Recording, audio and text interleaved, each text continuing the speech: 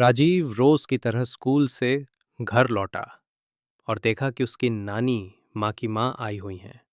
कुछ दिन बाद नानी ने कहा कि वो कोलकाता लौट रही हैं और राजीव को भी साथ ले जाएंगी।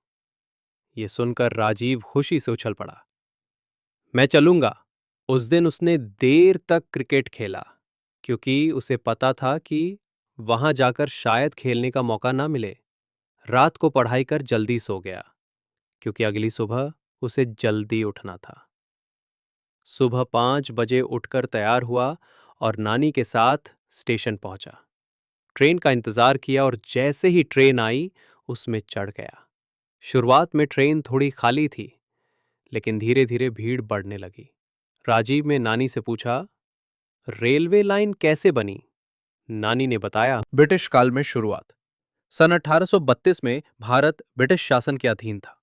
ब्रिटिशों ने सोचा कि अगर सामान और लोग जल्दी एक जगह से दूसरी जगह पहुंचें तो व्यापार बढ़ेगा। 16 अप्रैल 1853 को पहली पैसेंजर ट्रेन मुंबई तब बॉम्बे से ठाणे चली। दूरी 34 किमी। उस समय 14 डिब्बों में लगभग 400 यात्री थे और 3 इंजन थे, सुल्तान, सिंध और साहिब। रेल लाइन बनाने की मेहनत।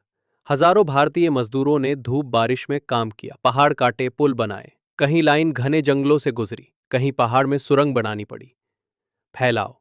1880 तक बड़े शहर रेलवे से जुड़ गए। आजादी के समय 1947 53,000 किमी लंबा रेल नेटवर्क था, जो अब 68,000 किमी से भी ज्यादा है। रेल ने कहा, आज तो बुलेट ट्रेन भी है। नानी मुस्कुराई, हाँ बेटा, अब सब आधुनिक हो गया है। राजीव बोला, मैं बड़ा होकर रेल इंजीनियर बनूंगा। नानी ने आशीर्वाद दिया। राजीव को कविता सुनना पसंद था। ट्रेन यात्रा के बीच वो मन ही मन रेल पर एक कविता सोचने लगा। कविता वही रहेगी जो मूल कहानी में दी गई है।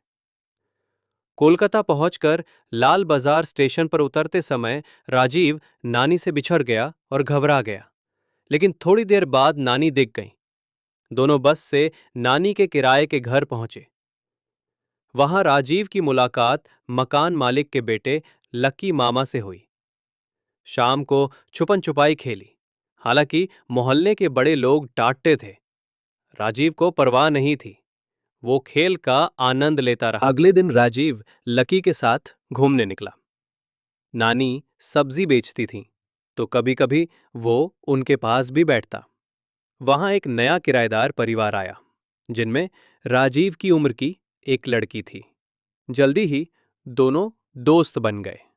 लड़की ने राजीव को लुची पुड़ी खिलाई और अपने पापा के वैन पर खेलने बुलाया।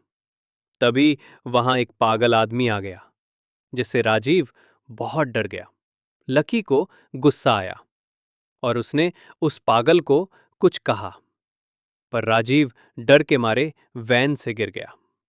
उस दिन के बाद उसने बाहर निकलना कम कर दिया। शाम को खबर मिली कि मामा मामी सुबह लेने आएंगे।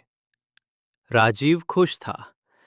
अब वो गांव जाकर क्रिकेट खेलेगा।